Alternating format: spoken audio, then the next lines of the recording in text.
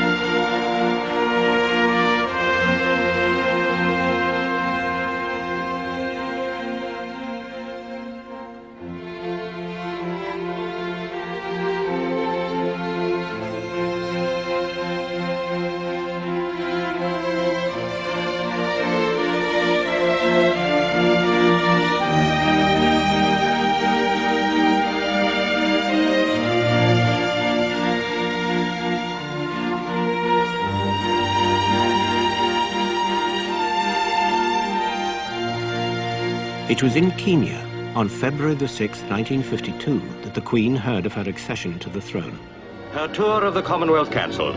The princess we knew as a girl and watched in the even growth of her stature comes back to meet her ministers as Queen over the great lands that for 15 years acknowledged her father as head. In a way, I didn't have an apprenticeship. My father died much too young, and so it was all a very sudden kind of taking on and making the best job you can.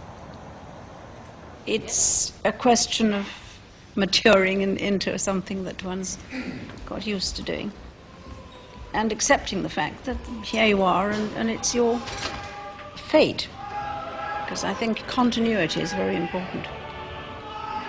It is a job for life.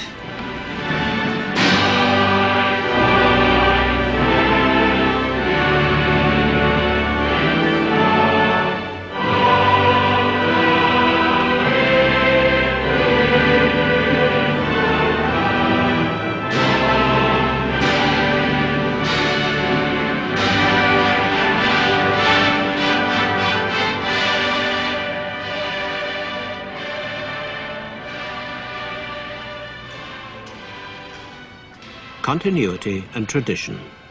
The Queen is now one of the longest-serving heads of state in the world. The ceremony of monarchy does not change, but behind the pageantry is a different world.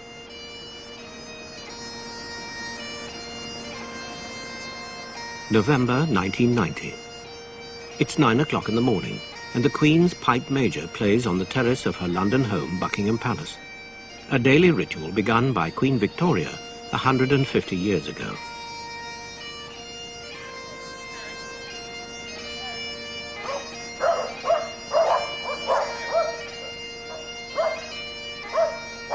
Beyond this 40-acre garden, it's a season of discord. Iraq has invaded Kuwait and holds Westerners hostage. There's a threat of war. But for the 368 people who work at the palace, it's business as usual this morning. The Queen spends more time opening letters than Parliament's. Today's business, brought to her by her private secretary, Sir Robert Fellows, includes a last look at the script of the Christmas message. Good morning, ma'am. Good morning, Robert. The voice sounds a little bit better, ma'am. Yes, it's getting better, I think. It's a slow job, though.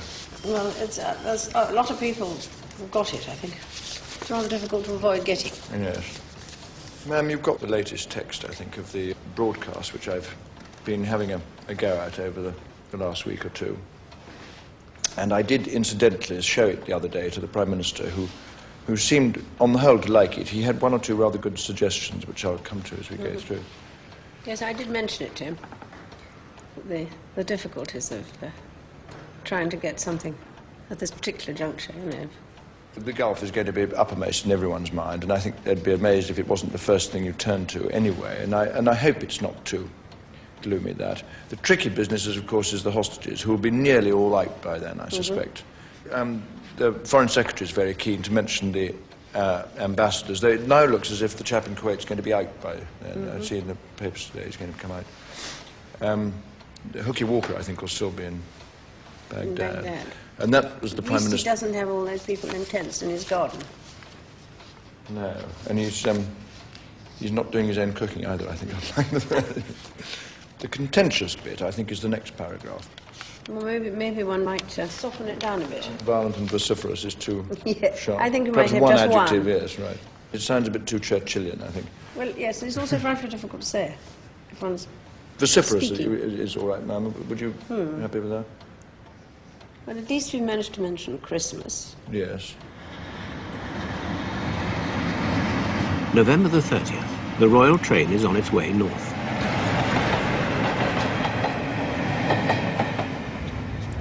Yes, equally. I mean, I feel slight disappointment rather than anger. But, Among the support team of a dozen or so is Charles Anson, the Queen's new press secretary, and Richenda Elton, one of her ladies-in-waiting. The party also includes the equerry, Blair Stuart Wilson. Quiet way, I'd be grateful.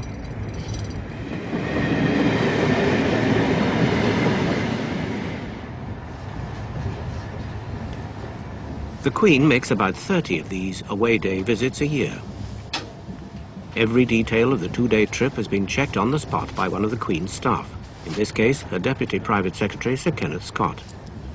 1:30 arrival, and Mr. Gibb, the President, is going to present you with a rugby ball and 6 rugby jerseys for the grandchildren of assorted sizes.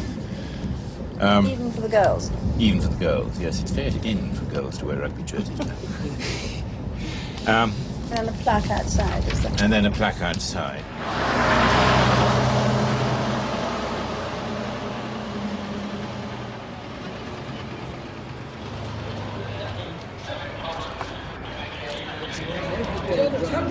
Is that on the train, Joe?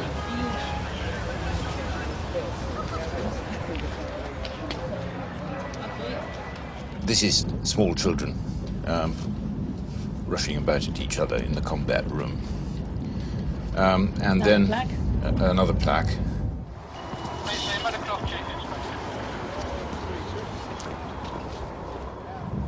In the main lounge downstairs, there will be 4 tables with staff and residents sitting at them. And at each table there will be 2 vacant chairs. And the idea is that you and Richenda would move from table to table and talk to people while they're sitting down. We thought that would be easier for them. All right. Then another plaque. Another plaque. Another plaque.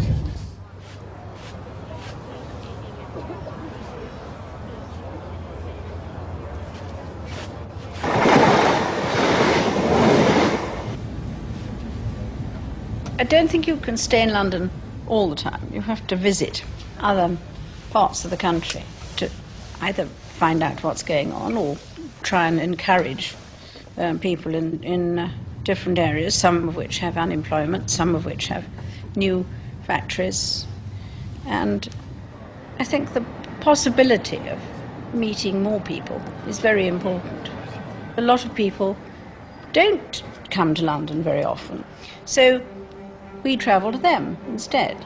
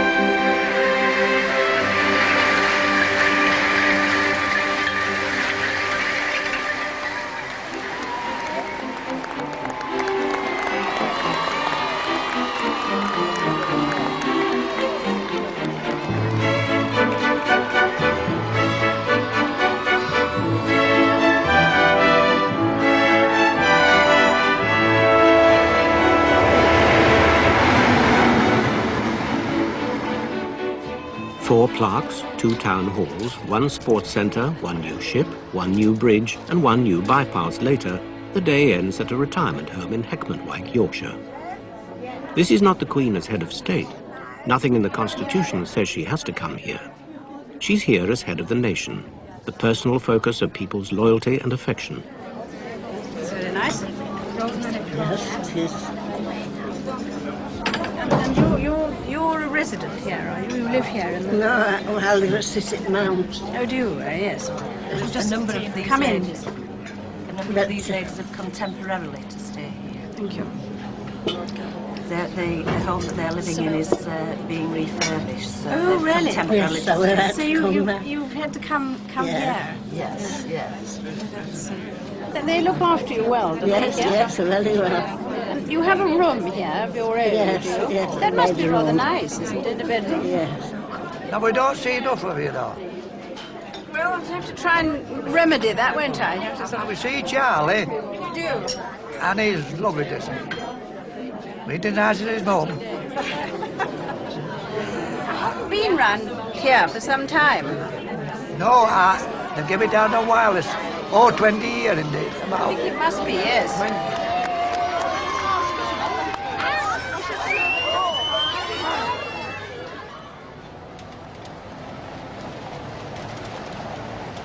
Back to pageantry and ceremony. Back to Buckingham Palace. A formal welcome to another head of state. There are usually 2 such visits a year, though a foreign head of state will be invited once only during his time in office. Today, the Queen's guest is Francesca Cossiga, President of the Republic of Italy.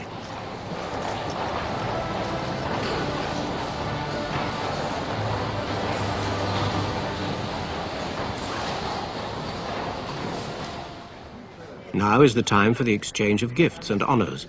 It's a way of tempering the formality of a state event with the friendliness of a family occasion. Well, now, the official present. Yes, thank you very much. Yes, I Decoration know of Bath, of the the bath, famous. yes. Which is a present which is given with a great deal of pleasure. Very pleasure for me. And this is a slightly more personal present. Oh, thank you. Of some, it's of China, which I think the Thank you. history of it is in there. Thank So I hope it will remind you of your Thank you visit very here. much. Oh, this is for my And wife. that is for your wife, Oh, thank you very much. Yes. which is a small a small clock. clock. This This is yours. is a letter from my Oh, husband. thank you. Thank you very much. And we hope. And also, I hope you like these. And your picture too. I'm afraid you get that as well. Two very beautiful boys, eh? Yes. Two very beautiful boys. So, thank you. Busy reading.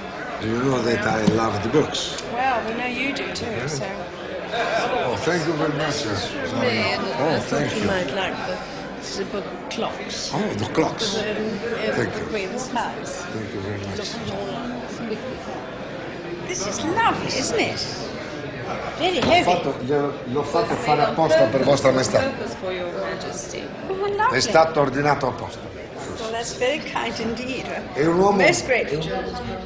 The season of gifts. It's the week before Christmas, and the Regency Room at Buckingham Palace has become a small television studio to record the Queen's Christmas message. All we need is something unobtrusive, a huge, great couple of Egyptians there. Not exactly what we want for Christmas.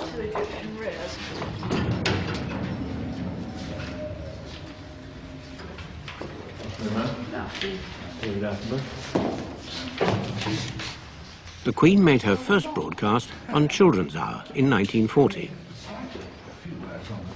This year, the producer is David Attenborough. The stars of his films don't often use scripts and teleprompters. And the difference on the camera? Electronic camera, and that's the teleprompter, which you will perhaps wish to see.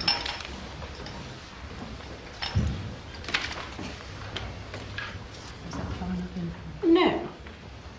Because that's right in the way. No, Oh, I see what you mean. It's for radio first. It's for the radio, for the radio version and a run through of the words. Mm-hmm. Clothes-wise, does it look all right with the background?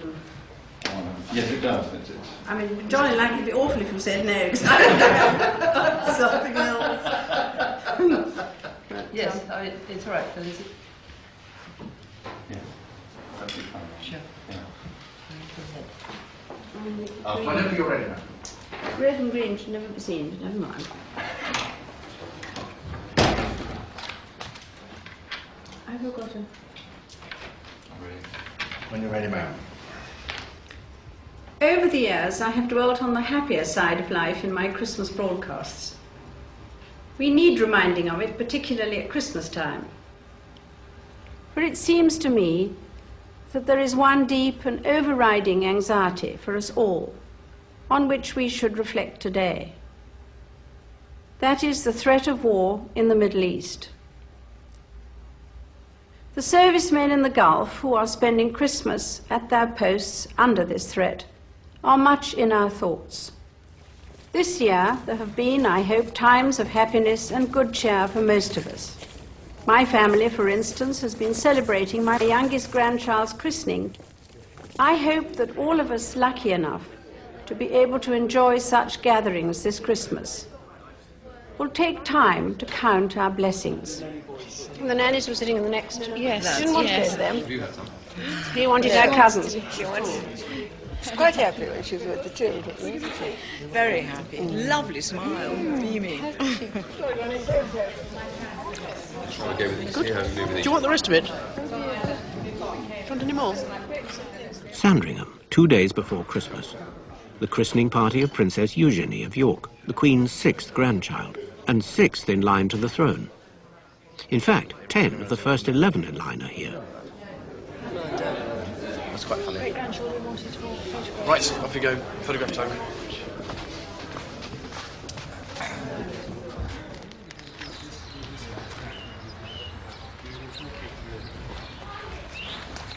Good morning, Your Majesty.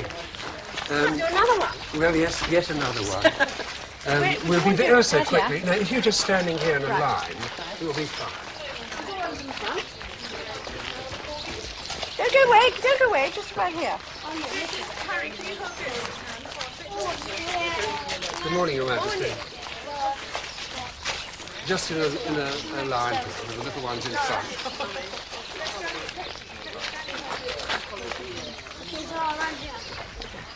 Princess Margaret, could we have this one? Thank you.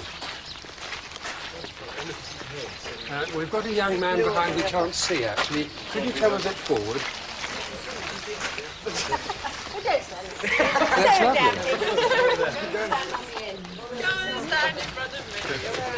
That's fun. Your Majesty, we can't quite see you, so if you could just stand back a little bit there.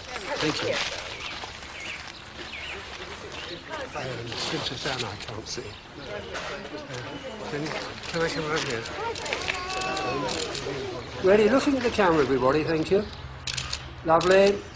Sandringham is an escape place, but it is also a working place and a commercially viable bit of England.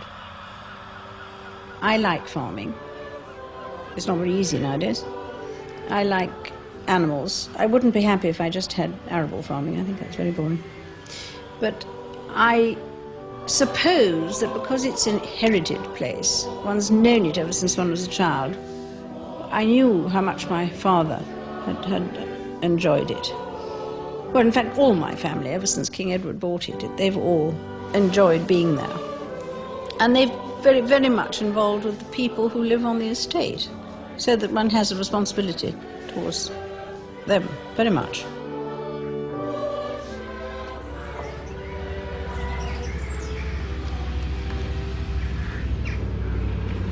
I have the stud there too, which is my sort of responsibility, and that I enjoy doing. King Edward put the stud there, and he enjoyed racing, and I think we've all enjoyed racing. But it isn't a profitable venture at the moment, because the problems of racing are so very great. But I think that one always, as a human being, one always has hope. And one always has perhaps the gambling instinct that one's horse is going to be better than the next man's horse. And that's why one goes on doing it. I don't know, he must have knocked it, because... It couldn't have got better so quickly. No, it couldn't. If it had been a proper tendon injury, it wouldn't have got better. It's a pity, because if he hadn't done that, he should have won the Derby. I mean, he beat the Derby winner twice, and the Derby second twice. What are you looking at?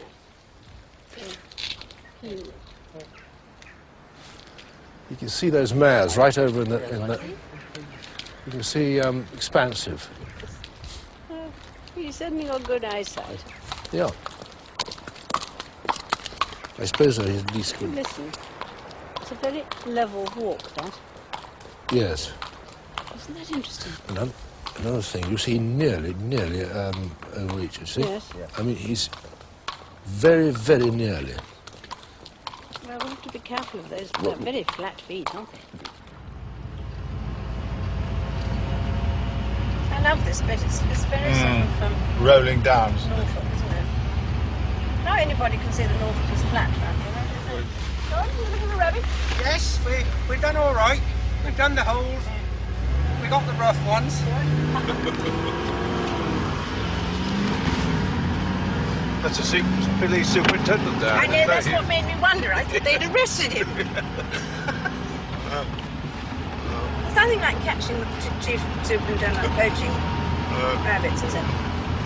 We're going to have a go at this ivy on the bottom of these trees. Yes, please. We've, yes, well, it'll kill it, and then we'll pull it off when it's all died down. In my grandmother's day, there would never have been any ivy anywhere. She had passionate hatred for it. I thought we'd go to the kennels now, ma'am. Right. I'm going to take roller now, get your two dummies.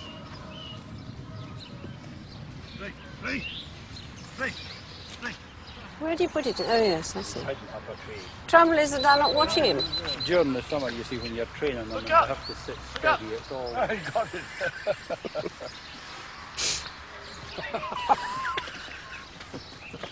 Oh, no. Yeah, but it's his dog, you see. It's that cruel. He'll probably go back. Ray, you're not supposed to do that. I won't hear. Go away. I'm not here. Go and do your stuff. Ray. Go on. Go on. Call him, Glenn.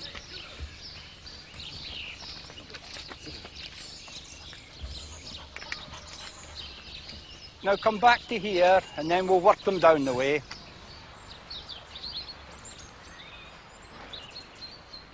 It's very grown up to be able to do all that on your own, isn't it? It's even better than... That's not Steve. That's not Steve.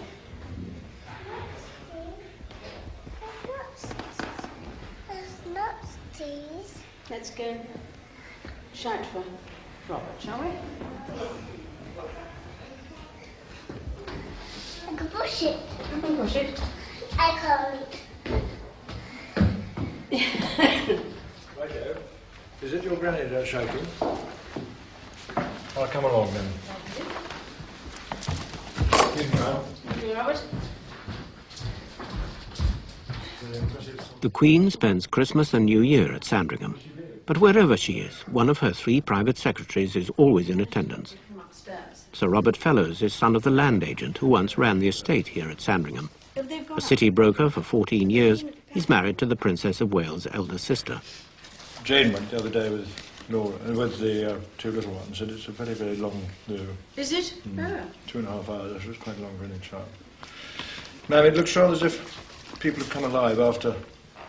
A long gap. After New Year, and they've got quite a lot. Just on the top here, there's some Christmas cards you went out to see. That's the regular one. Several signings, ma'am. There's a couple of remissions. The first one is a very unusual one. I mean, this chap discovered something rather strange going on, and in fact he got 2 good marks, and so he's getting remissions even though he's got a fairly long list of offences himself. I think anything to do with strange ways is rather... Interesting.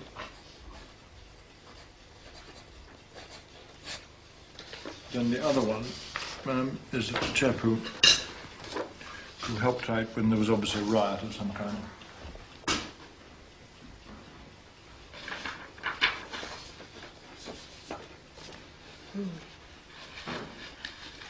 The National Canine Defence League, ma'am, they wondered if, in honour of their centenary, you'd become patron of the charity as a whole. I had my doubts, ma'am, about adding to your 800-odd patronages at this stage, particularly as you have the RSPCA and the Dogs Home as well. National Canine Defence League. I didn't know much about them, and I could find out a bit more if you thought it was worth I think that'd be thinking an about. excellent idea.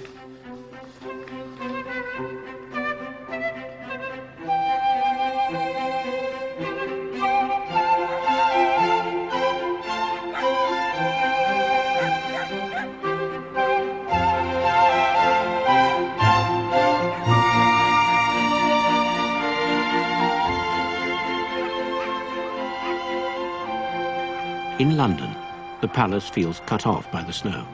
Mamma tried on Thursday night to go out to dinner with the Rothschild in Holland Park or Ladbroke Grove or something. She set out at 8. Yes. She got there at 9:45. That's, yes. I think it must be just next door to where we live, I think, yes. That's right. I heard all kinds of terrible stories about people who tried to do things And I on said, Thursday why didn't night. you turn around and go home? She said, I couldn't. There was no way. I couldn't get out. Couldn't move. I thought it was better just to go on. You see the balloons are still stuck in the tree there. Yes, we were trying to get the keeper of the British Purse to take a shotgun out. Oh, well, they're rather pretty. They look rather better than a lot of crows. Yes, but they look awful. But then, because they're just little bits They did horrible bits of shredded rubber. Shredded rubber. Yes, like after the green petrol law. Yes, they hit the trees and exploded, and the garden was absolutely full of dead balloons. It's very, very disagreeable. Not very ecological, really. Not at all ecological. There are over 20 billion portraits of the Queen in existence, if you count stamps, coins and banknotes. The painter of this extra one is Andrew Festing, son of a field marshal. Did your father paint? Or have No. Oh, no. He was more interested in the... But he was, I do get it from him. I mean, I think I get it from his side of the family. I mean, he was quite artistic. He was a collector, wasn't he? Yes, that's right. Yes, he was a manic collector. But he also could explain about what, his collection. That was what was so clever. Yes, yes. I mean, to me, I was personally think pistols and those sort of things hanging on the wall are very dull. But to have him explain it to us was absolutely fascinating, because they were real things to him. They were, objects of. Yes. And he could almost imagine who would have used them, or what they would have been used for. Yes. He was, I mean, the whole thing was, when he was relatively old, he used to go for walks outside, carrying all these old guns and pistols in his pockets. And he always travelled everywhere with a pair of flintlock pistols. Did he? Stuffed away in some pocket. Did he? Whenever he came to London, he used to carry them in the train with him. So he lived this sort of fantasy life, almost. That he was some 18th century character, I think.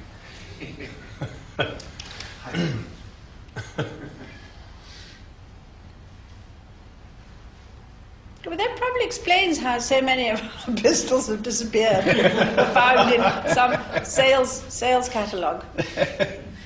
People do things like that. They think they're somebody else and walk off with them. I don't know. He didn't, not necessarily, but I mean other people like him.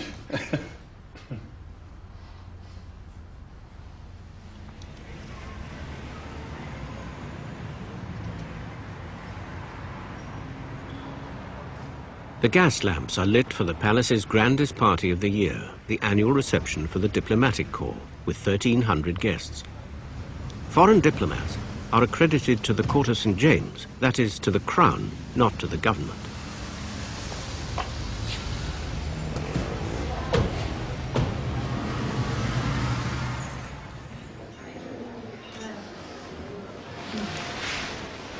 We're all in blue. Something very wrong. Are you green? You're green, it's all right. The garter. Thistle. Thistle. Thistle, yes, right. Now, do you think they're ready? Yes, ma'am, they are indeed ready. And the list that was submitted to you by the Marshal, they're all present, other than unfortunately, the ambassador for Chad isn't able to be present. Otherwise, everybody else is. And the poor Kuwaiti ambassador's wife is not here either. Unfortunately, she's not here due to the fact that her brother has died. And so Murdered. she's murdered. Murdered.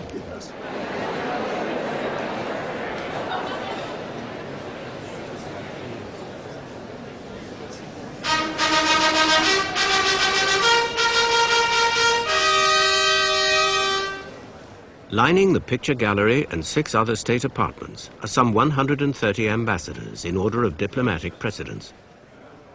The Iraqi ambassador is not among them. The ambassador of Kuwait, Your Majesty. It's very nice to see you here this evening. Thank you very much. Very sorry your wife couldn't be here this evening. Thank you. You have Yes, definitely. very sad family problems, I guess. Thank you, Your Majesty, for taking notice of that. Thank you for your kind words yesterday about my country.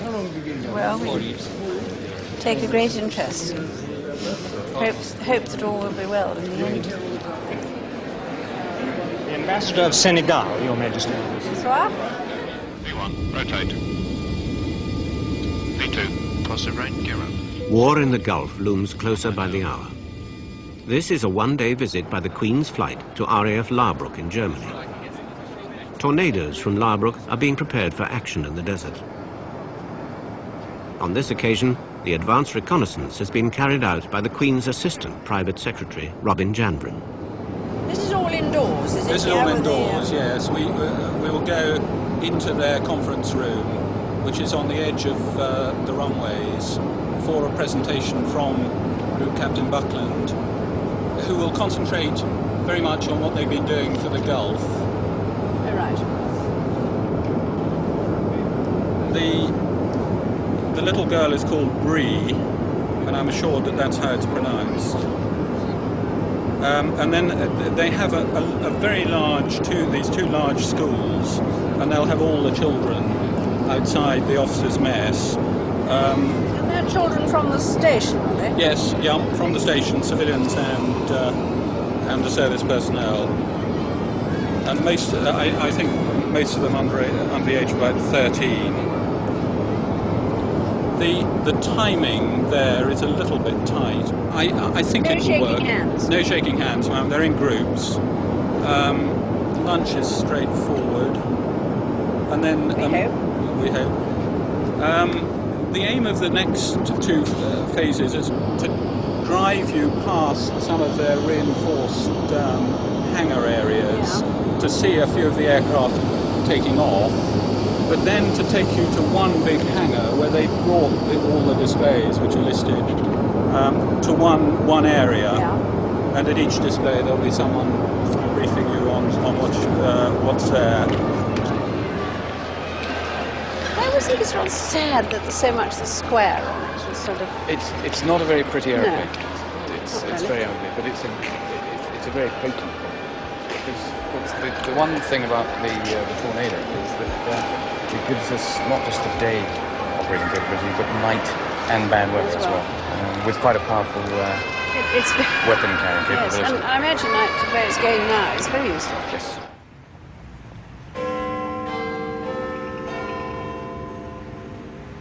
BBC News at midnight. This is Simon Vance. The American military in Saudi Arabia has just announced that war has begun with Iraq. There's been no confirmation yet from Washington. Earlier, reports from Baghdad said that anti-aircraft fire started up in the city a short time ago. Correspondents in the city report trails of tracer fire and starbursts all over the city. With the outbreak of war on January the 16th, a special royal visit to Portsmouth has been quickly arranged. HMS Cardiff and HMS Gloucester are now in the Gulf. and other ships are getting ready to go. Some wives haven't seen their husbands for months. And what is your husband doing in Cardiff? He's a radar, in radar. And was he out in the first? Yes. Well, over a year now they've been gone, really, except for the short time they came back. So he's just waiting to hear now when he's going to be a dad. Is this your first child? Yes. And is that quite soon? 2 days' time. Oh, good heavens, how brave of you to come. You have to keep a very strict eye on her now. Don't show me very strict. Oh, well, all good wishes. Thank you very much, Mum. The Queen's grandfather, father, husband, and 2 of her sons were in the Navy, so she and Prince Philip find themselves in familiar surroundings in HMS Nelson. Let's just say thank you for mentioning us in the Christmas Day speech. And I know my husband listened to it on the World Service, and he was really pleased that you'd remembered them. And he said if you get the chance, say thank you. Oh, he actually heard it. He listened to it on the World Very Service on nice. Christmas Day. He was very pleased that you mentioned them. Because it made it feel that at least they won't be forgotten by the people back home. Has he done both trips? Yes, he has.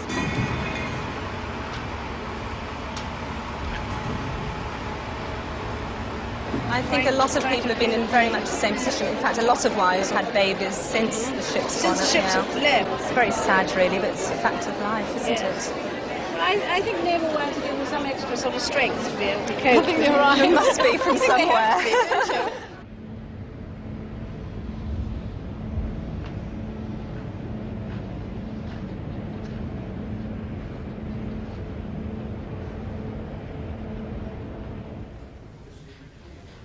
It's February the 25th, 1991, and the long-threatened land offensive has just begun.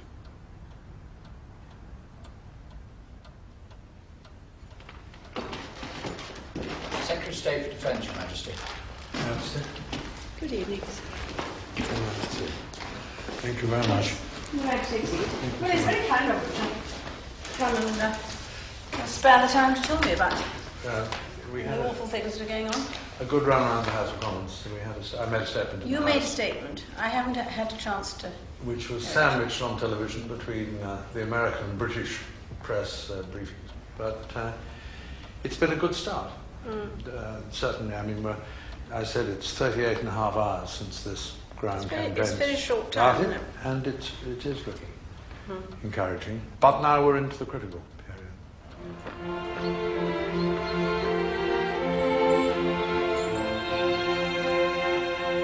Windsor Castle, early spring. The brief Gulf War is over, and in happier circumstances, the Queen has invited a group of guests from British public life to have dinner here and stay for the night. It's called a dine and sleep. Political opponents meet as fellow guests, with perhaps an archbishop thrown in. These 2 blank shields up here, which are the 2 people who were Knights of the Garter, because all these are the shields of the Knights of the Garter. Yes. And then... And they were trees. They were both of them degartered. All right. The guided tour after dinner always ends with a carefully chosen exhibition in the library. You're touching sort of, I almost feel holy things. It's so ancient, isn't it? And this kind of thing. I was at the London Glee Society in February 1898, and they sang, according to Queen Victoria, they sang God Save the Queen in Welsh. All of the minors, she says. I suspect this one by Lord John Wesley himself, yes. No, That's her writing, you see. that's the Queen's writing. Her diary. And this is her diary, which unfortunately was rewritten. By another scribe. Princess Beatrice, yes, she tore up. She thought her mother's diaries were too frank. And so she destroyed them. She rewrote them. And it's the expurgated version. And that's her expurgated version, but I mean, still very, very interesting. With real copyplate, Victorian copyplate. With a real rhythm of writing. But her writing is very difficult to understand. Would Sir Henry thank... You've got a crib there, Kenneth. William Harcourt. I thought you... Sir William Harcourt. Doing very well. Sir Henry thank Sir William Harcourt, who was the Home Secretary. I must say, as you watch these records, you're glad of the word processor. Some lovely ones. Beautiful. Michelangelo and Leonardo da Vinci. Yeah, they are just stacked away in Well, they can't be left out, you see, because they suffer so. Definitive edition of the plays of J.M. Barrie. That would be all right, wouldn't it? See, that's the library one. Yes, quite.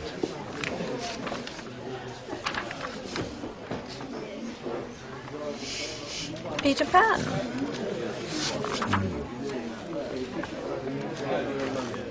He was the most wonderful storyteller. Oh, absolutely.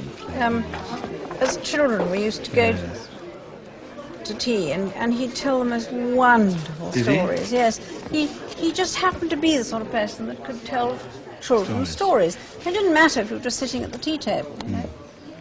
It was very interesting. And of course, boringly, if one was a small child, one didn't realise quite. what a good storyteller one was listening to. Yes. If only one had known. Love that. That shows that the man cleaning the books has been around.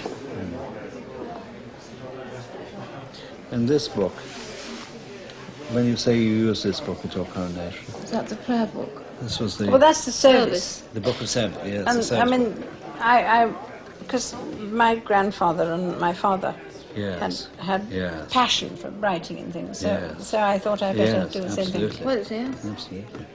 But you see, nobody writes anymore, so there will be nothing left. I keep a diary, but it's not really a diary like Queen Victoria's, you know, or as detailed as that. It's quite small. But you write it in your own hand. Oh, yes. Yes, I think that's terribly important.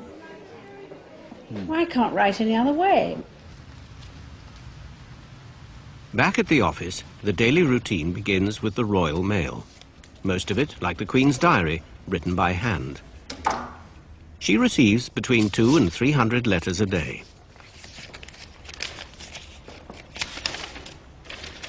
Well, I've always had rather a sort of feeling that letters are rather personal to oneself, you know, because people write them thinking that I'm going to open them and read them.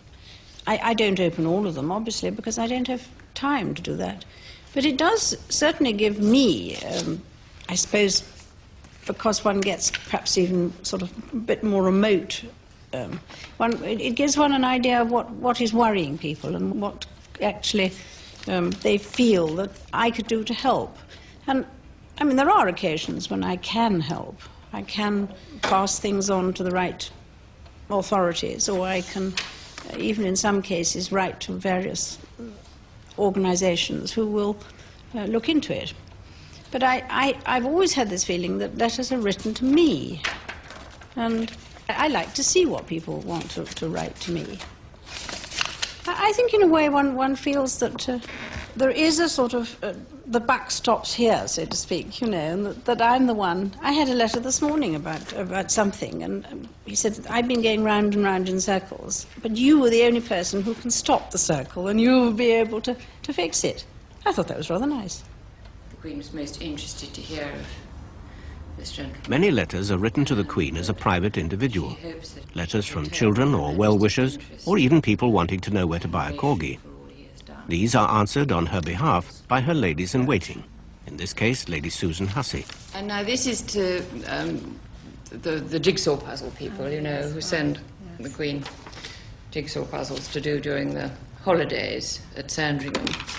And the puzzle, unfortunately, had 2 missing when it arrived at Sandringham this time. And the lady is writing to apologise for this and saying she promises she will do the puzzle herself before she sends it next time. But as the Queen says on this note here, I hope she does, because it's a very difficult puzzle to do on your own. Other letters have official implications, often involving a local council or government department. They normally go to the private secretaries for investigation and reply. And then another one we've had in here from a councillor from Newcastle on Tyne, writing on behalf of one of his constituents, saying that he objects to his poll tax taking into consideration his war pension. Now, I've rung the Department of the Environment, who tell me that, in fact, it's a matter for the rebate side of the Department of Social Services. Yeah. So I think if that's all right with you, I'll telephone and then find out if we can give them any other information. Okay. And the one previous to that is I'm in touch with the Scotland Yard solicitor's department. This person runs a ambulance service to help the homeless people in London. Oh, yes.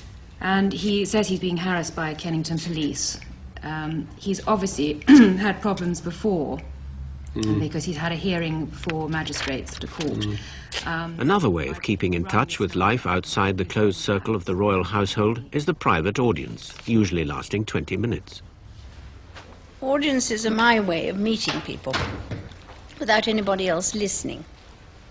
And that gives one a very broad picture of what is actually going on either in government or in the civil service.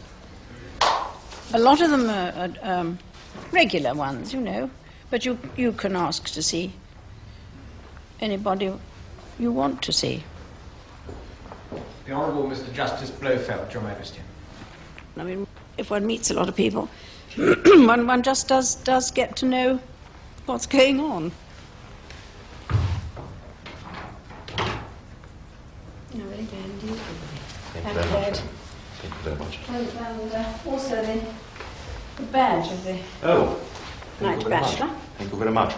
That's magnificent. Which is it's rather a nice one. Yes. It's not very weighty. No, I didn't know. Not too much I didn't realise one got a badge. Yes, yes, you do. And the fact that there's nobody else there, it gives them a feeling that they can say what they like, which after all is part of the sort of basis of where I get my information from. I suppose that the crime is still, I'm afraid, rather sort of in the increase, isn't it? And I don't know what's ever going to stop it. Whether it's the fact that they're discovering more.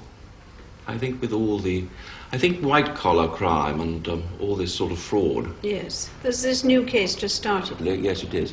Yes, yes. Which is going to take months, I think. Well, it's going to be an absolute nightmare. The Ambassador of the United States of America, Your Majesty. Because the President's just seen Mr. Yeltsin too, hasn't he? Which is must be quite... Mr. Yeltsin came to Washington just about a week ago, and they had about 90 minutes together. And then the President came out, and I think he wanted to make the effort both to recognize the fact that there was now a Russian leader who had won a popular vote, and there had not been one of those in a very long time, but also to recognize the legitimacy of Mr. Gorbachev.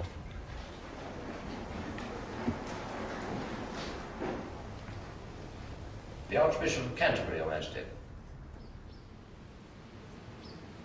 It's now April, and Windsor Castle is getting ready for its big event of the year. The 3-day state visit by a former shipyard electrician from Gdansk, now the President of Poland, Lech Wałęsa. He is the 65th head of state to visit Britain in the Queen's reign, and the first ever from Poland. He and his wife will be staying in the 6-room principal suite. Among the previous occupants, the King of Spain, the Emir of Bahrain, and President Reagan. A lot of the visits nowadays have a very strong political tone to them, and we are really the hosts, basically. I mean, we give the entertainment initially, and have the people to stay, hoping to give them a nice time to remember. And obviously, we keep up as many of the traditions as we can that are sensible to keep, like going in carriages.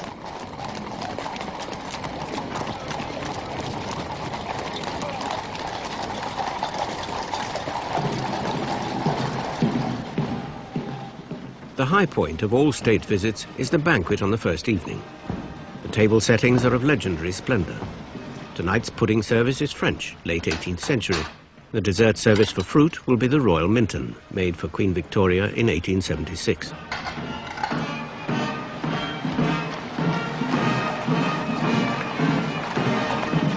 I think in a way it's quite an old-fashioned idea that you do put out the red carpet for a guest. I mean, I think people don't really realise this, that, you know, I do tell the guests that we do put on our best clothes and everybody dresses up. And the best china and the glass and the gold plate comes out, which otherwise doesn't see the light of day. So it's very nice to be able to use it and show it.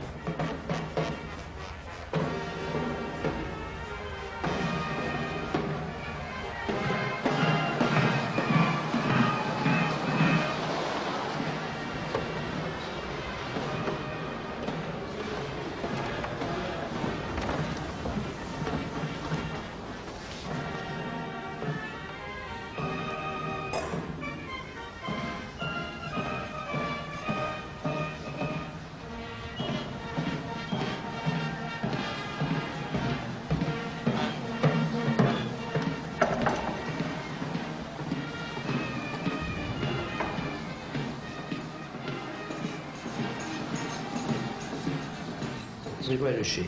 Well, she's sitting here, and I just got this message, and it's unfortunate she can't come, so we know we've got to take her out. We'll have to put somebody from the household, a lady from the household.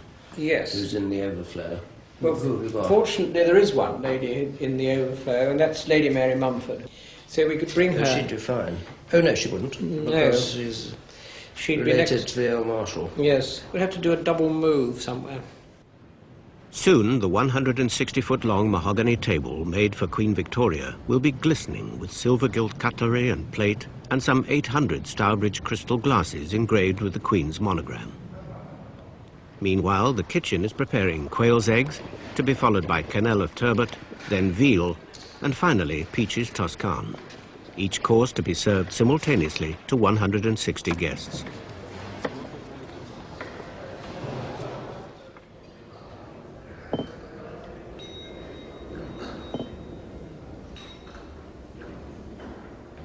If you do put out the best china and glass, it doesn't necessarily make it overwhelming if you don't accept it as overwhelming.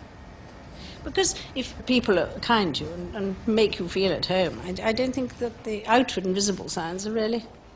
It's what goes on inside that really matters. But sometimes it is worth explaining that we put it on, you know, especially... You know, we don't actually live like this all the time.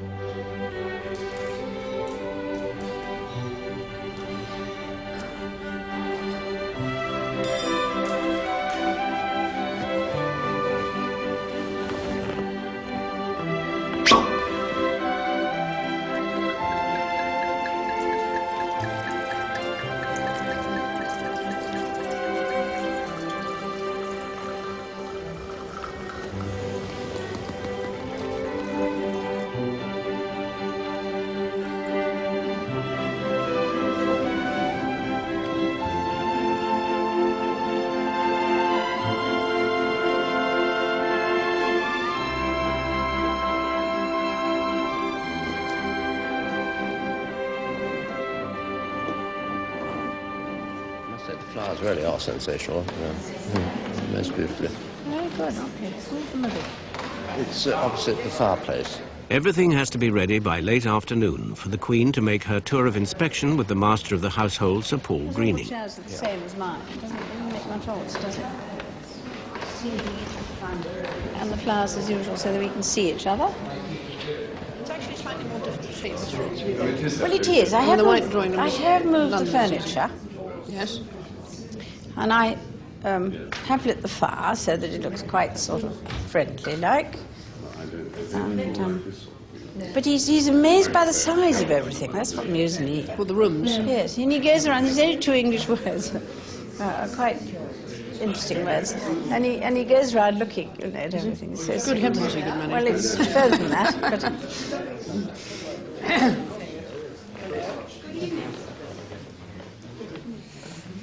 You've met my mother and I see you again.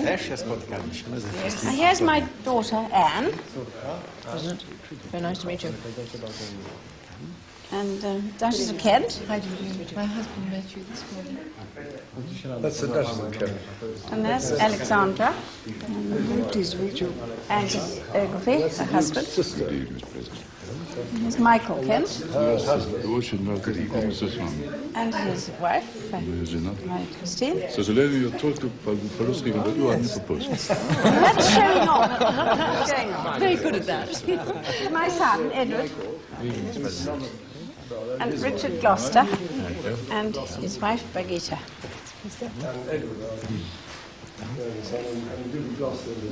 So now you've met quite a number of the family. Poznał pan już wielu członków naszej rodziny. When I tell you, keep up to your number, take the fish, take it into the dining room, come back, there'll be a sauce. And take that into the dining room, come back again and take in your salad. And then stay in the dining room until your fish and your sauce has been served and clear it out to the Waterloo chamber. Okay? She very strict mother. Bardzo jest surową matką. No tak, ale żoną bardziej. But she's an even stricter wife. So 16 horses. Do you think we should... No. I'm not listening. Possibly explain that one. Do you think we should go along and we're going to meet the other guests? Comfortable shoes. As usual. Are we off? I think we're off. I think so. Yes. On the starter's orders.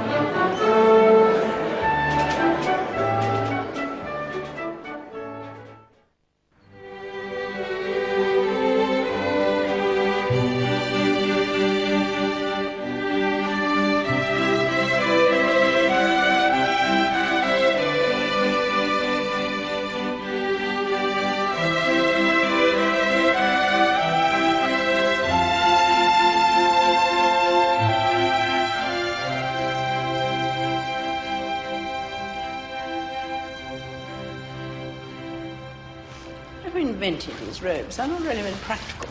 They couldn't have been practical, even in the days when somebody wore clothes like this, I don't think. Must have been quite warm, though, I suppose. It's certainly warm on a June day, plodding down. Yes, I bet. It's always very lucky we plod downhill and not uphill.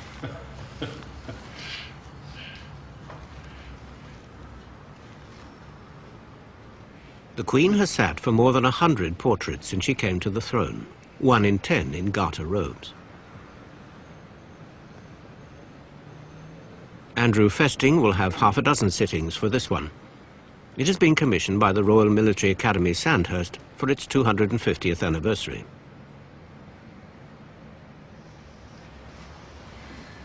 It looks like a few more tourists, doesn't it? Yes, still not by any means the number is exactly fine. There's a very good mixture here of bearskins and flat hats and... This is a light duty for Sir Kenneth Scott, the Deputy Private Secretary who was once our ambassador to Yugoslavia. His main preoccupation at the moment is preparing for one of the biggest royal events of the year, the Queen's forthcoming state visit to the USA. Are you going off to Washington tomorrow morning? Are you? To the recce, no. We're having trouble with Mount Vernon. I think we may have to go there by car from Washington rather than by boat down the river. And they're having trouble finding a yacht. Jimmy Carter sold the presidential yacht. But other than that, I think Washington is pretty well. And the football match. Baseball. Baseball match. Prince Philip will be required to pitch the first ball. Oh, really?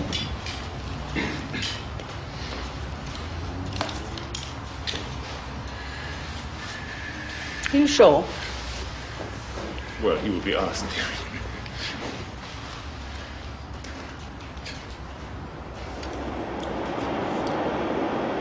May the 14th, off to Washington, flying the flag.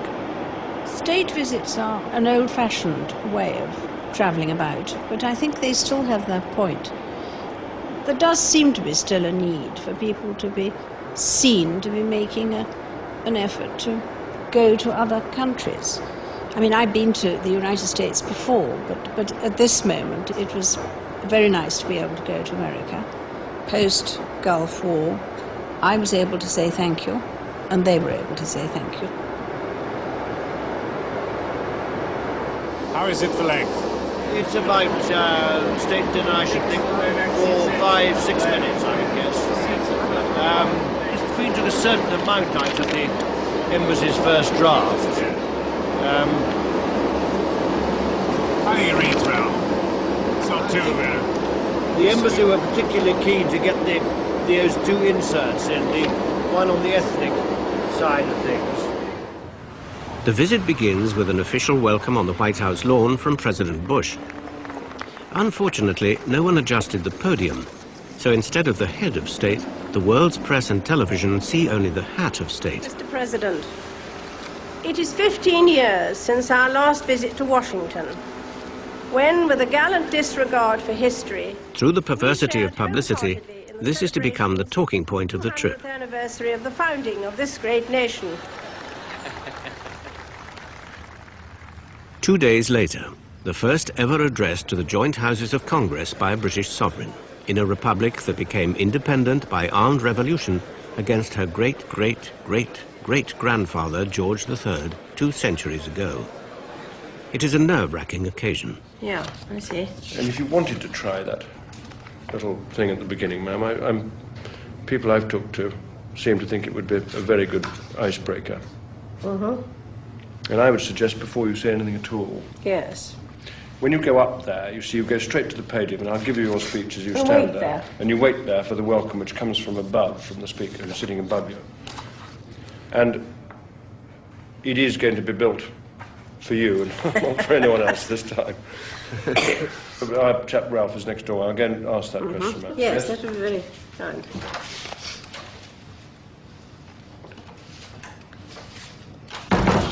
Not something that I would ever have actually thought about beforehand, you know. The podium. Of course, one forgets the president's quite tall. Well, he's huge, really. He's very tall.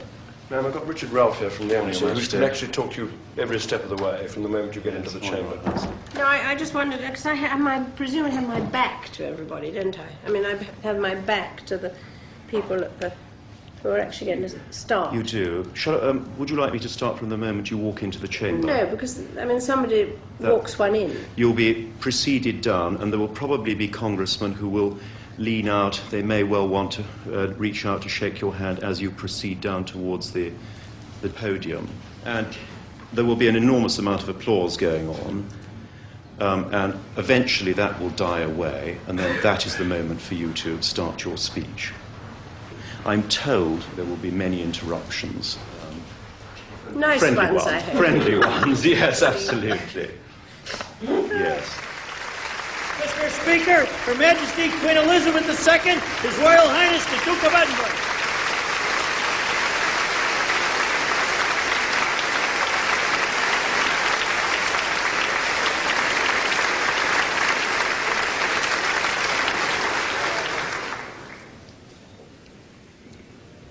I do hope you can see me today from where you are.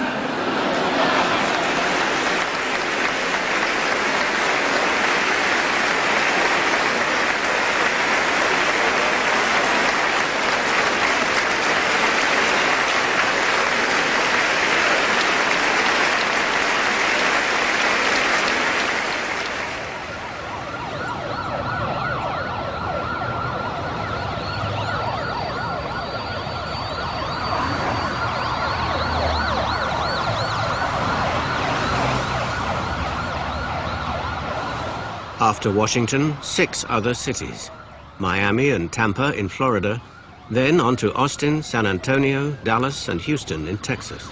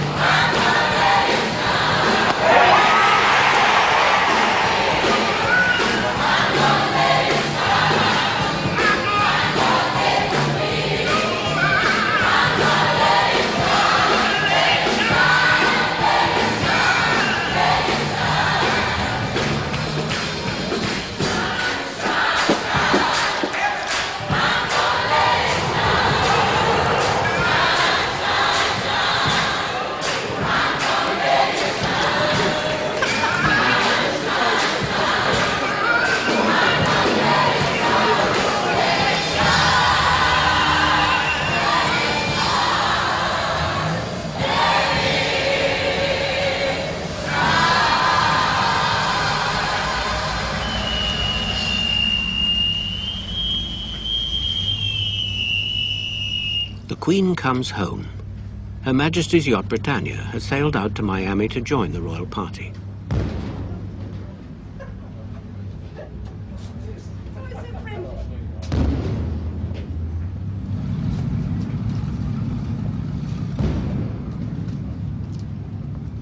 This, I thought, for tonight was rather fascinating. From someone called Lady Grundy, and that is Prince Philip at school. Amusing. Better not show it to him. It's all sweet, isn't it?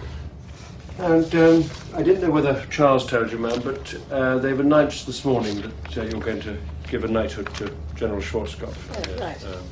I don't mind that. Yes. No, I don't. I think it was. Everyone was assuming you were going to do it, so it's probably a very good time. Mm.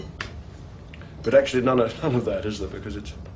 No, I it's was honorary. just... but we've got the insignia, have we? Yes, we have, ma'am, yes. Mm-hmm. This evening, the Queen is hostess to Florida's grandest society. At the top of the guest list are two former presidents of the USA. Oh, is this some decaffeinated? It is decaffeinated. Well, if you take a cup, we'll find some decaffeinated coffee. I hope. Do you have any decaffeinated coffee? It's just coming through. John says he'll bring it through himself. Thank you. It's coming. Oh. I mean, we try our best. It's coming. Is that decaffeinated? No. This is ordinary. This is for the Queen. We'll wait. It's just coffee. Yeah, it is. It's coming. Decaffeinated. Decaffeinated. But you know what? It's getting... Now we'd like to meet the president. Which one? It's amazing how much metal they put in. I have to carry a car to get through the airport secured. So yours sounds off. Yes. Mine must be more deep-seated because mine doesn't sound off. I'm finding great comfort in the fact that even though it rained on the Queen today, it actually rained on the Pope when he was in Miami too. Right. So we're accustomed to showing our blessings on people by raining on them. Now, if you've got 2/3 of the fund paying for the bureaucrats, you can give only 1/3 to the needy people. Something's wrong there. But you see, all the democracies are bankrupt now because of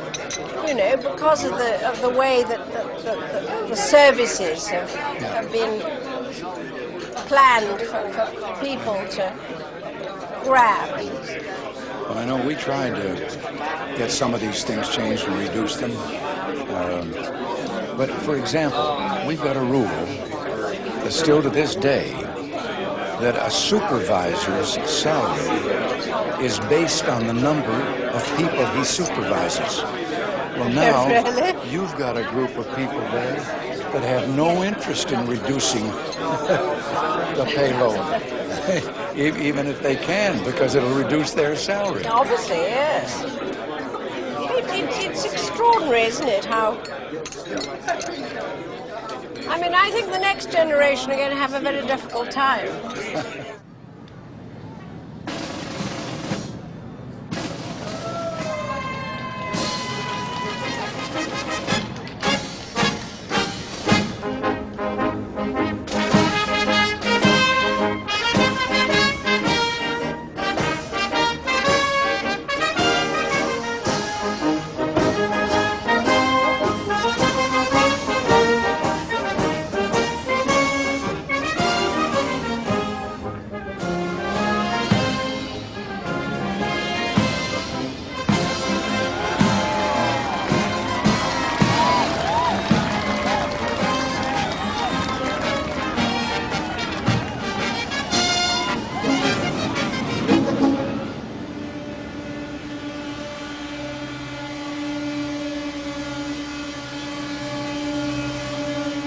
Back to base and the daily routine.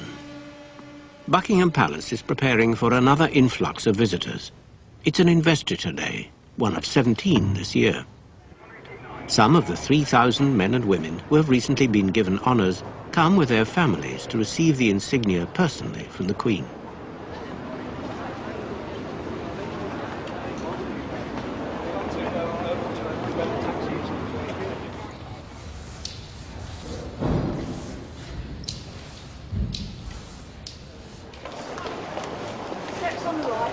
Steps on the right-hand side. Steps on the right-hand side. Main entrance, behind the glass. CBE Civil, 1 lady, yes. And gentleman, 13. OBE Civil, 5 ladies, 1, 2, 3, 4, 5, and 21 male. To go down on the stool, very simple.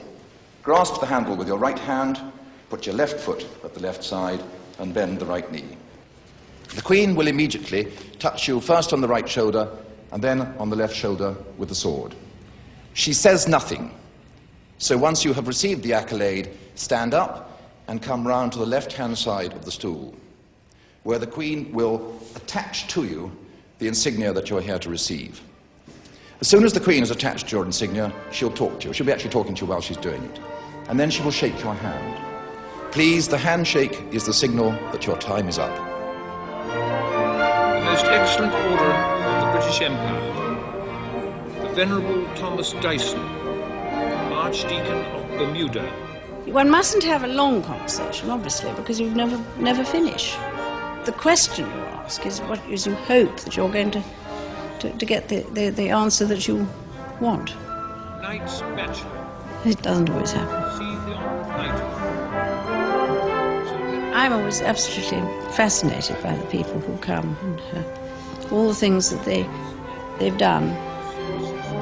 I think that's very important. The system does discover people who do unsung things, you know, and I think that's very satisfactory. That's nice. Lovely. And I think people need pats on the back sometimes. It's a very dingy world otherwise. Excellent. So looking out towards me. All right. Don't worry, be all right. It's fine. Good. You keep it down that level. That's right. Lovely. Very nice.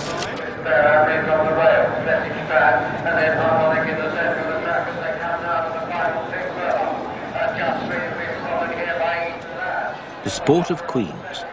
It's the 2:45 at Epsom, and the focus of attention in the royal box is the Queen's horse Enharmonic, one of the fancied runners.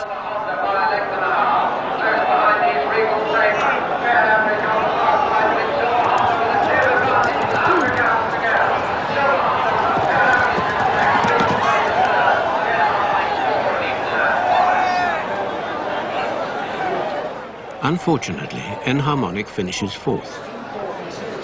Do you know that I haven't watched from a pair of binoculars for ages? Look at it. Pouring with tears. Oh dear. I always watch on the television. It's the emotion. No, I watch on the television. No, Mummy, if you look into the wind like that, it's like looking at a deer. So it is. After the race, the excuses. A post-mortem with the trainer, Lord Huntingdon. We just have to find the right racetrack, I think. He was moving up all the time. Absolutely, yes. He said he just flattened out a little bit right at the end. But he had an awful lot to do. He had whatever it was. 12 lengths, yes, which is fine if they are going to blow up in front and coming back. But if they're keeping going, you can't do it. No, you can't do it.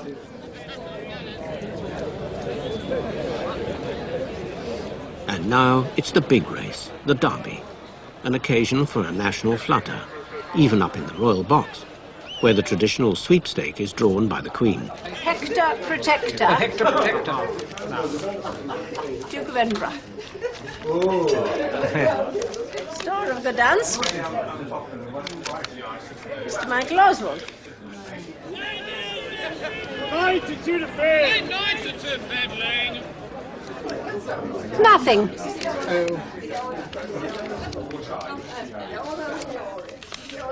Lady Grimthorpe's got nothing.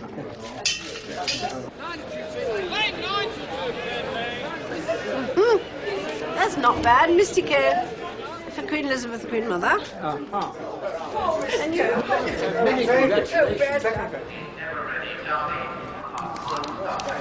And generous.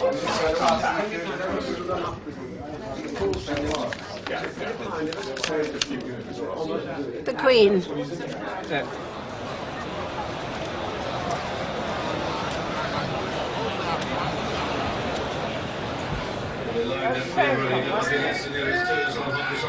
Lay off! Very significant for the first 4 miles. They break away. begin this surprisingly sharp climb the first turn. It's Mystico the leader. Mystico is taking them. It's Mystico leading from Aracam, generous place third. Really mean that, do you? Hector protector for France in front. Aracam up on the outside. Well, you steadied him up now. On the wrong leg! Look, it's on the wrong leg. No wonder it can't go around the corner. Bigots on the rails, and that's generous. That's generous, isn't it? He's coming. He's still quite relaxed.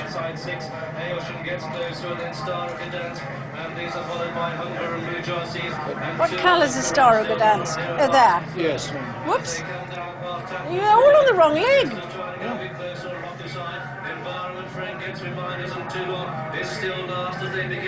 Who's miles behind? Oh. There's two longs at the back of that lane. The dark green jacket up beside the rails, making significant progress. And then Hector protected Hailsham with a run. Too long on the wide outside of the back. They've got too far to go.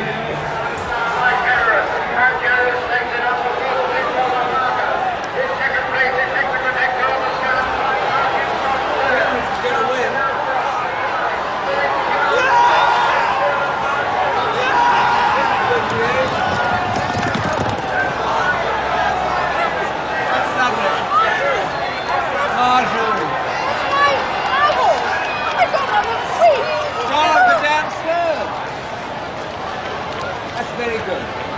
Very good for racing. Very nice man.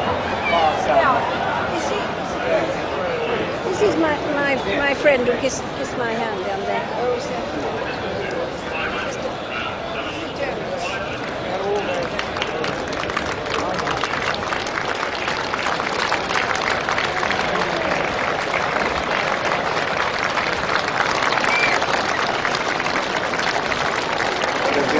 after the next They'll race. come up after the next race. All right. I present you the Royal Box Sweepstakes. Many congratulations. Kind of. Thank you very much. What do I get? Well, you get 16 now. £16? 16 pounds. Winning.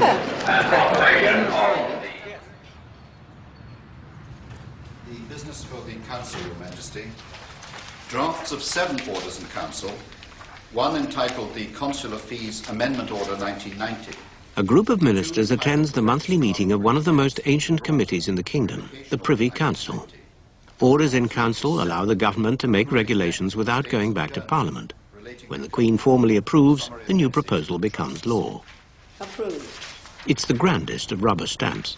Drafts of 17 orders in Council. One under the Universities of Oxford and Cambridge Act 1923. 2 appointing James Bennett, Esquire. In a tradition started by Queen Victoria, the council remains standing. It's a good way to keep meetings brief. 3 appointing Mrs. Marianne Doherty and 2 others to be 3 of Your Majesty's Inspectors of Schools in Scotland. 4 under the Burial Act 1853, and 5 to 17 confirming schemes made by the Church Commissioners. Approved. And that, Your Majesty, concludes the business for today's council. What a varied list, isn't it? We went through practically everything. It's extremely varied today, Crown. Yes. I was fascinated to see that we still have to do in the Privy Council the inspectors of schools, Yes. which is obviously a throwback to the days before the Department of Education and Science Fund.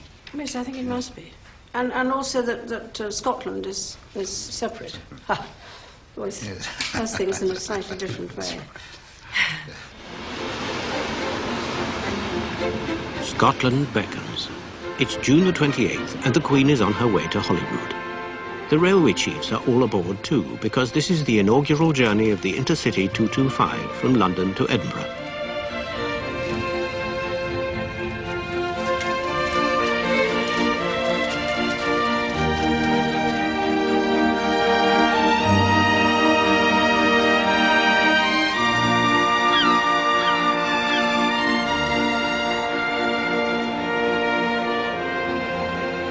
It's actually very funny because I remember when we arrived that day, there was still a little bit of the wall to be blown up, and they had bored a small hole. And I was invited to look through, and when one looked through, one could see the French on the other side, and it brought home to us. Yes, exactly. Extraordinary. Yes, I mean, yes. first time for 8,000 years. It was a very emotional scene there. It was a I saw marvellous the day. video of it. But in the tunnel's case, you're not building Are you building new rolling stock and things to Oh, go yes. through This we're building new rolling stock, 30 new trains. But what we are keen to do is to get people as close as possible on that line who are commuting to their place of work. And hopefully we can achieve that. We looked at 80 options, which are now with the Secretary of State. 80? 80, yes. Has he got to pick up? No, you narrowed it down to 4, I'm pleased to say. Before it reached me. We're down to 4, and we've That was my reaction as well when I heard about the 80. The Palace of Holyrood House in Edinburgh was once the home of Mary Queen of Scots. There are 2 garden parties here this week. The guests at this one will feel at home. They are all gardeners.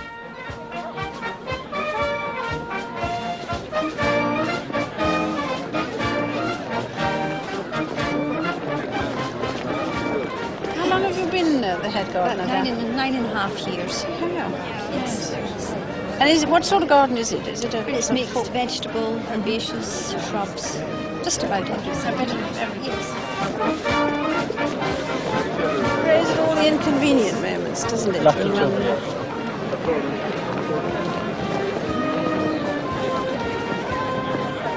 Well, the wife's the gardener, I'm the hard worker. It's also therapeutic, isn't it? It is, It yes, does right. soothe, I think. I'm only a weeder, really.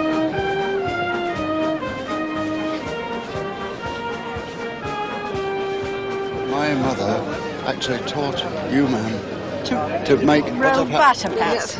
I thought you were going to say that, because I was rather proud of the fact that I can roll a butter pat, you Yeah. see. And I have to show everybody now here how to do it. How to do it? Yes. Oh. It's all fun, that. That was your Yes, mother. That was my mother. How very fascinating. Following the custom of Queen Victoria, the Queen spends a week at Holyrood each summer. Wherever she is, she tries to catch the television news programs. After all, she has met an awful lot of the people who appear in them. From the BBC, with Peter Sissons and Anna Ford. Yugoslavia's new president calls for an immediate truce as a ceasefire falls apart and fierce fighting breaks out. Tanks blast their way through roadblocks on the borders of the breakaway Republic of Slovenia. And federal jets attack targets in Slovenia, including its capital. But the most serious fighting was on the border with Croatia. Today's news of civil strife is of more than ordinary interest. The Queen is about to make an unannounced flying visit to Northern Ireland, her first since 1977. It was arranged with the highest security and the deepest secrecy.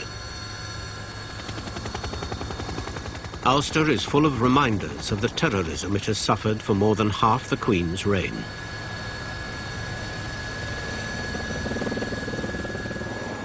The defence of the realm is the first duty of a state, so there has always been a specially close link between the sovereign and the armed forces.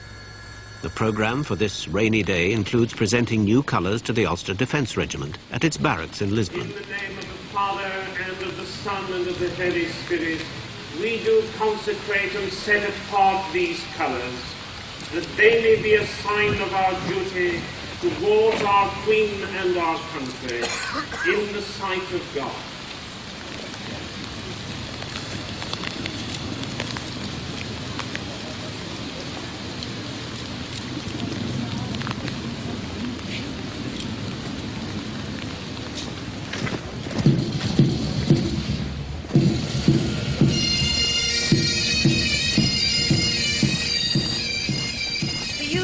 Stands for those who are not prepared to stand by and let evil prosper. I salute your courage, your sense of duty, and your resolve, together with a determination which I share, that terrorism cannot be allowed to win.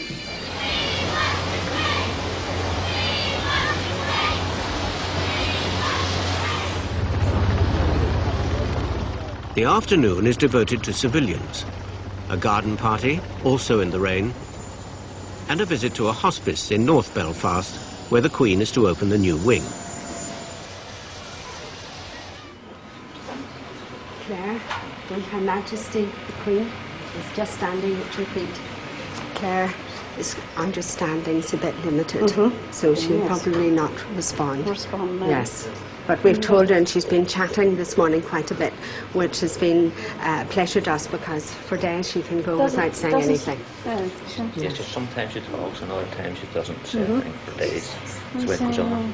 It's very nice that she perhaps knows that I've been Yes, here. yes. And she was this morning talking quite a bit, so I'm sure the news and what we were sharing has some impact on that. Where do you live? Just not far away, 5 miles. To Jordanstown I live. Do you? Yes. Mrs. Eileen Thompson and mother and daughter as nursing auxiliaries, Betty and Andrea Martin. There I see, family. That's very nice, isn't it? I say, never thought I would really live to see this day, and I'm most honoured. Well, it's very nice that I could. Didn't think I would have lasted the 3 weeks, you see.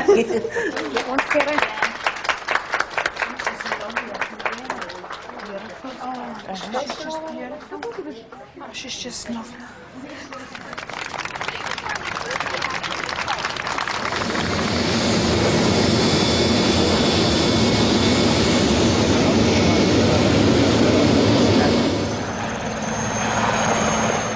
The surprise visit to the province lasted 6 hours. 2 days later, it's still the main talking point at Holyrood. So amused, I suddenly saw you at lunch. And I thought, oh, that's odd. He never told me he was going to be in Northern Ireland, and then I suddenly remembered that he didn't know I was going to be there either. I had no idea. No, it was an amazingly well-kept secret. It really was. Because everything in Northern Ireland, it isn't just being a soldier, it affects all the families. Absolutely. I mean, you can be shot at any minute, day or night, as two people were on just that day. No. Quite awful. It's a kind of sort of terrible... Really tremendous boost. When they actually heard you were coming, a quarter of an hour before they marched on Bray, and they were told, and an absolute horrendous cheer. Wow. Yeah, so delighted. Really delighted.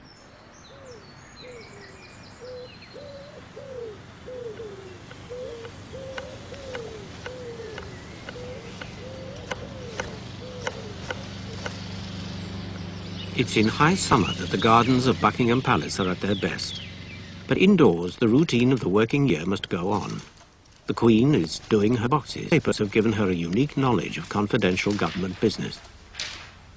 Most people have a job and then they go home. And in this existence, the job and the life go on together because you can't really divide it up. The boxes and the communications just keep on coming. And of course, with modern communications, they come even quicker. I mean, luckily I'm a quick reader, so I can get through a lot of reading in quite a short time. Though I do rather begrudge some of the hours that I have to do instead of being outdoors. G7, the Western Economic Summit, the big event of the summer, and Britain's turn to be host to 6 visiting heads of government. It's 12 years since James Callaghan was Prime Minister, but the palace reception brings together present and past, left wing and right, home politicians and overseas statesmen. How are you? Very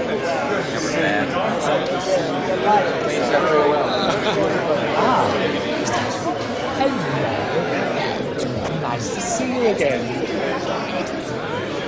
あなたが仕事をさせてる間に買い物をして。While you've been keeping me working very hard, my wife has been busy shopping. Hey, I'm sorry. We've had to work in very hard because here's a finance minister, and finance ministers have to work very hard. Connaît tout le monde dans Oui, cette, pratiquement. et vous connaissez Monsieur Heath encore. Bien, merci un peu. Mr. Kaiser, Prime Minister, how are you? Very nice to see you again. I very much enjoyed our talk the other day. Ma'am, how are you? Lovely to see you. We're looking forward to my visit to Japan. Summer school again this year. But I'm quite pleased because I managed to fund it from the sale of my own lithographs of my paintings. So at least I feel I've earned it. And I was absolutely blunt with him, and I told him the situation.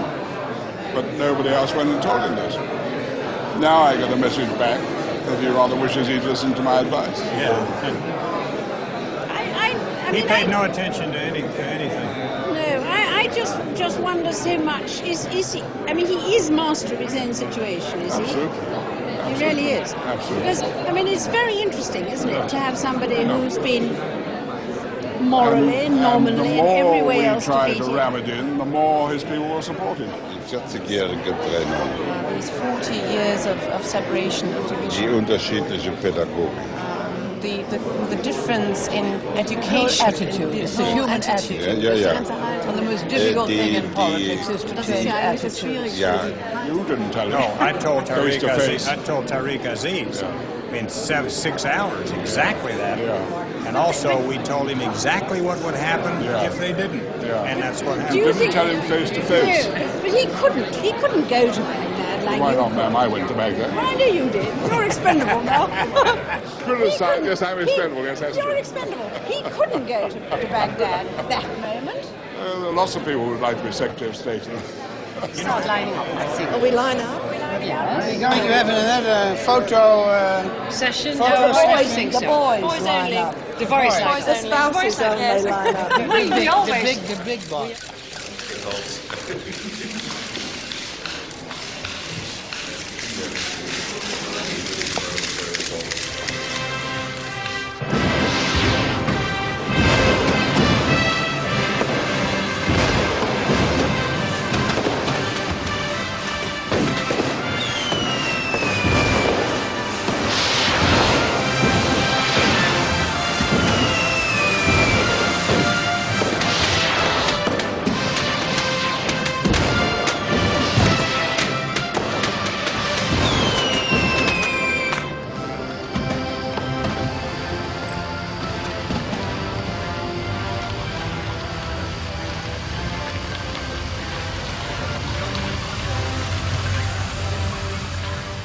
"5,000 miles from Buckingham Palace, 42 presidents and prime ministers are driving through the night to meet the Queen.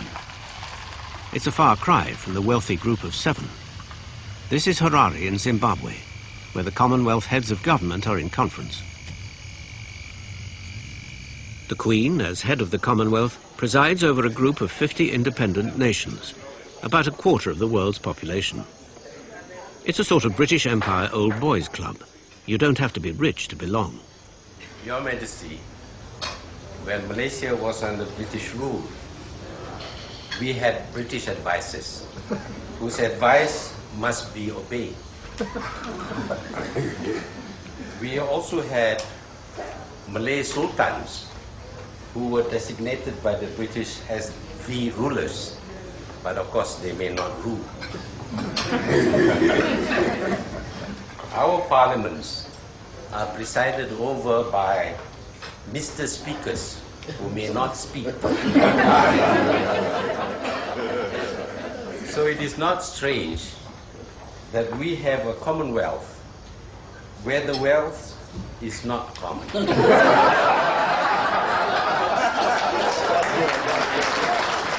During the conference, which takes place every 2 years, the Queen holds a private audience with each of the heads of government. Many of them are old friends, but tonight there's an unexpected guest at the party. We're on to sport, Your Majesty, that most important and... This is the first time the Queen has met Nelson Mandela. Well, I was speaking to Prime Minister Major. Sorry. I was speaking to Prime Minister Major on telephone, and he made a few remarks on sanctions and investment. But the greater part of our speeches was on cricket. Sport will be the first thing, I suppose, which will that's what come we're back. discussing here. The Americans proved that too, didn't they? When Nixon went over to China, he started the ping pong. Well, Your Majesty, you're looking well, taking into account your tight schedule. Tomorrow I'm going to see 16 people. I may not look so good tomorrow. Your Majesty, I'm pleased I'm early in the morning. Somebody asked me, had I been to Africa before? which was nice of them to ask, but I did say that I had been everywhere in the Commonwealth in Africa and in other countries in Africa. I think I've seen more of Africa than almost anybody.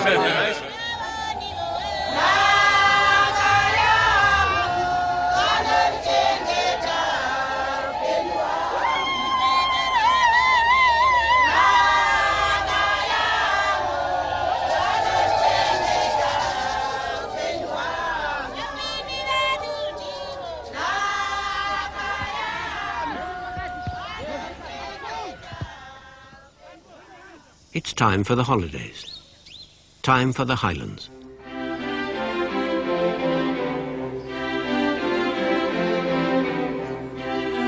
Well, I suppose Balmoral is a place one looks forward to very much as the summer goes on. I think that it has an atmosphere of its own. You just hibernate. But it's rather nice to hibernate for a bit when one leads such a very movable life. To be able to sleep in the same bed for 6 weeks is a nice change. Now, are we going to get on? Are we going Eugenie? When are we starting yet? We could, yes. Eugenie, do you want to... But I mean, are they going right now? It's meant to be safe. Try going around the front. Other side. Come on the side and I'll help you up. Easily. Well, up you jump. I got my red boots. You got your red boots, they're very nice, aren't they? That's very smart, isn't it? Yeah. Want to lead, Smokey? Come on then. Lead, Smokey. Where's Richard's horse? Oh, right. Bathroom's in there. Ow! It's my foot you're standing on. Thank you. Now, should we go that way? Yeah. Or do we want to go in the sun? That way. You got more fun? That way. Of course, Ricky. Come on. Come on. Leave me.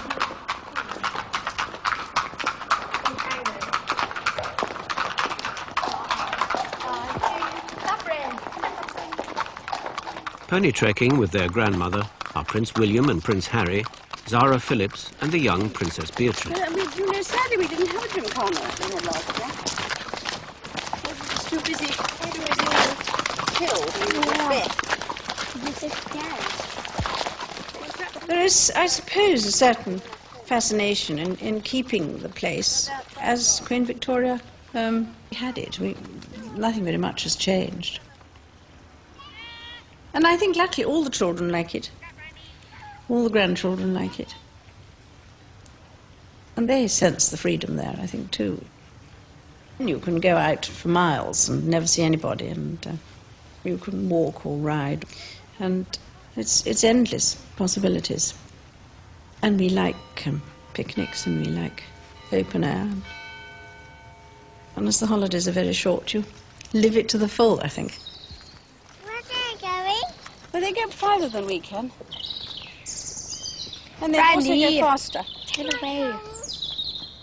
Can I come? Well, one day you will, yes. No. When you're a bit bigger. No, Well, let's follow it. We'll follow. Say, come on, Smokey. Come on, Smokey. Come on. Yeah.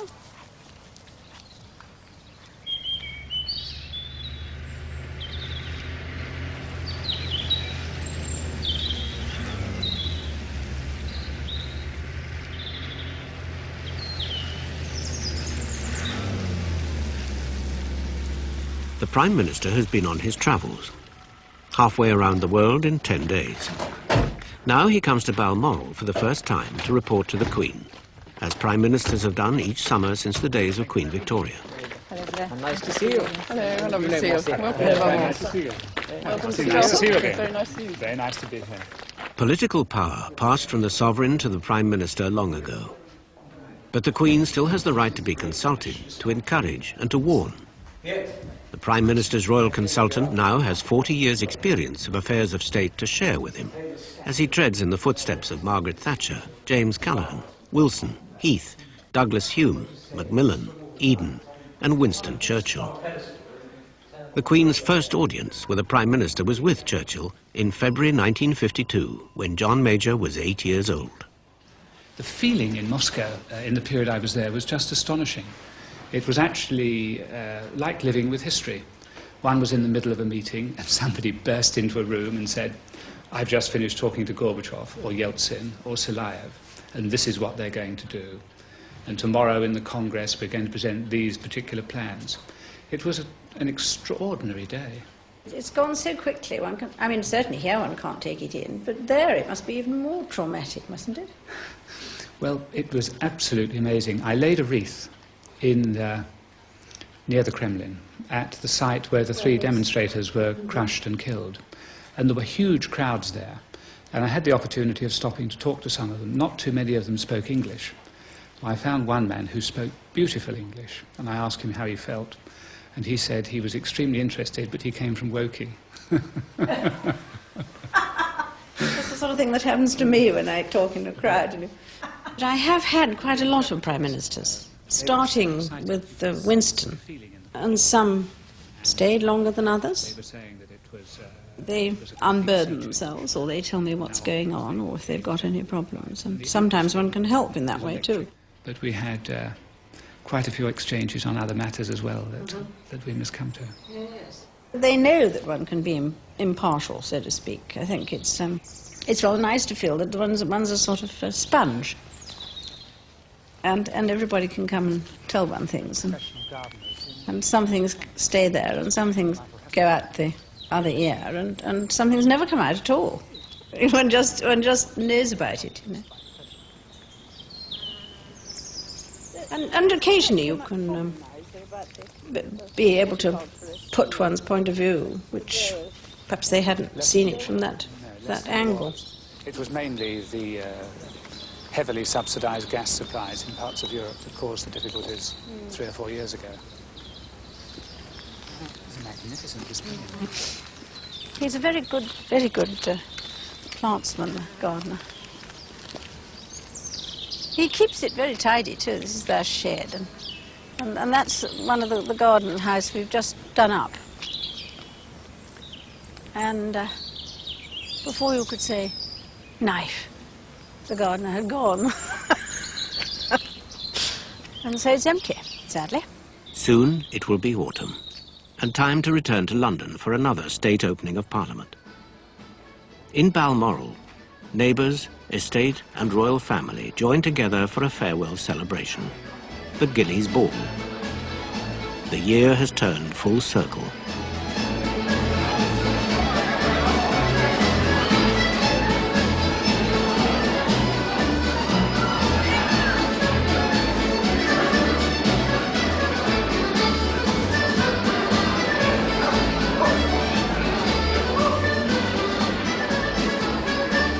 If you live in this sort of life, which people don't very much, you live very much by tradition and by continuity.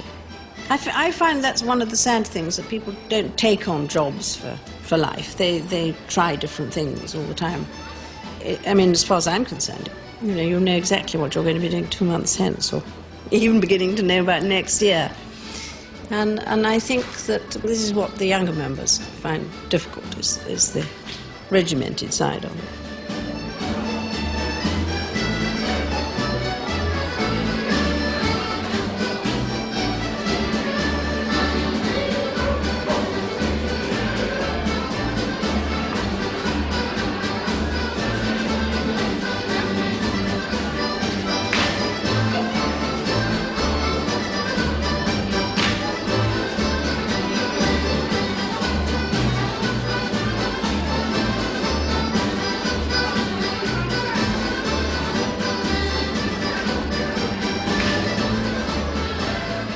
You have to sort of work out in your own mind the hard work, and then what you enjoy in retrospect from it, of the people you've met. Like the small soldier I was giving a gallantry award to, and I said that was a very brave thing to do.